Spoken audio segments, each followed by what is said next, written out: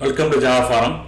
Now I am going to show you how to connect Node.js 14 long-term support version with the Oracle database 23C free.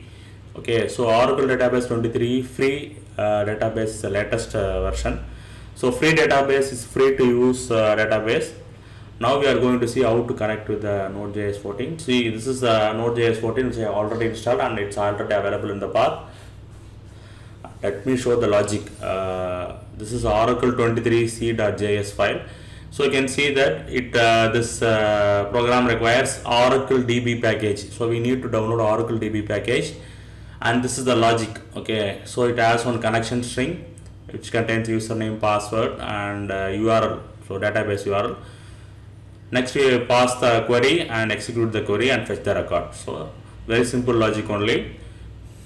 So now I am going to the directory where the database program is saved.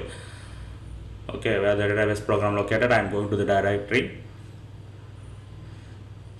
So before executing the program, let me show Oracle database 23c free. So I am connecting as a common user called c#scott. So select star from person, you can see some records are there. I am going to fetch these records. Okay, so now let me come back to the directory.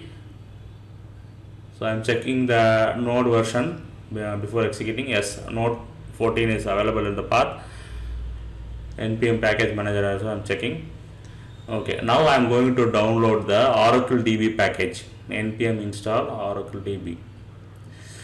So this will install the Oracle DB package. So let me show the package.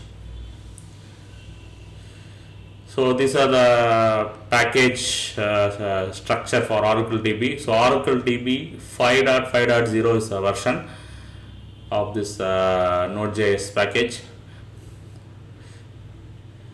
So this is the package structure of Oracle DB. Okay, so now let me execute the program. Node Oracle 23c.js.